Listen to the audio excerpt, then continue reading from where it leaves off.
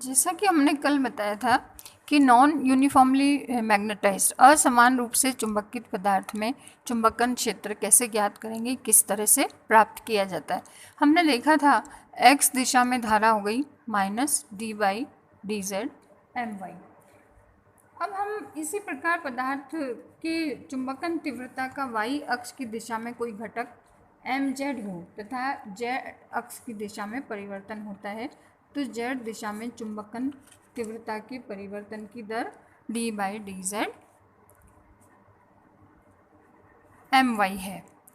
तो हमारा ये jx हो गया टोटल परिवर्तन के कारण x दिशा में नेट धारा का घनत्व क्या होगा, jx इज इक्वल टू, ये आपका प्लस था d/dy/mz।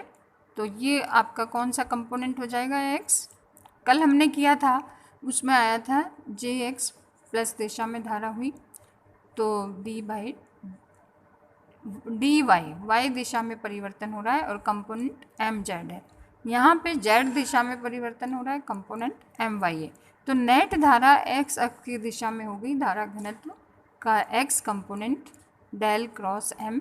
ये जो फॉर्म है हमारी डिफरेंशिएशन की, ये हम कर्ल m का x कंपोनेंट देखते हैं। तो डायरेक्शन इसकी है x दिशा में, तो यूनिट वेक्टर इसके साथ आएगा i jx जब हम टोटल धारा धारा घनत्व की बात करेंगे। इस प्रकार पदार्थ के चुंबकन तीव्रता के z तथा y घटकों के क्रमशः x तथा z दिशा में परिवर्तन के कारण y दिशा में कुल धारा घनत्व का मान होगा jy d/dz/mx माइनस, ये हो गई नेट धारा कौन सी दिशा में, y डायरेक्शन में। तो ये हो गया y component del cross m। चुंबकन पदार्थ के x तथा y घटकों के क्रमशः y तथा x दिशा में परिवर्तन के कारण z दिशा में नेट धारा घनत्व का मान होगा, z कंपोनेंट आ गया। अब इसमें आपका जो वेरिएशन हो रहा है x दिशा में हो रहा है, कंपोनेंट है y दिशा में m का। यहाँ y दिशा में वेरिएशन हो रहा है, कंपोनेंट है x दिशा में m का। तो ये टोटल वेरिएशन के m के वेरिएशन से z डायरेक्शन में जो टोटल विद्युत धारा घनत्व हो रहा है हमारा, वो डेल क्रॉस m z हो गया।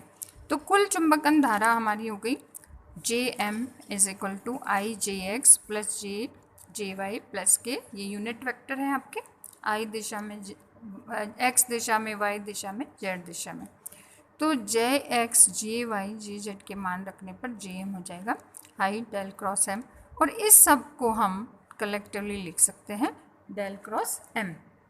तो अतः इस समीकरण से परिभाषित धारा घनत्व Jm द्वारा किसी बिंदु पर चुंबकन क्षेत्र का मान m चुंबकन तीव्रता वाले चुंबकित पदार्थ के द्वारा उसी बिंदु पर चुंबकीय क्षेत्र के मान के बराबर होता है।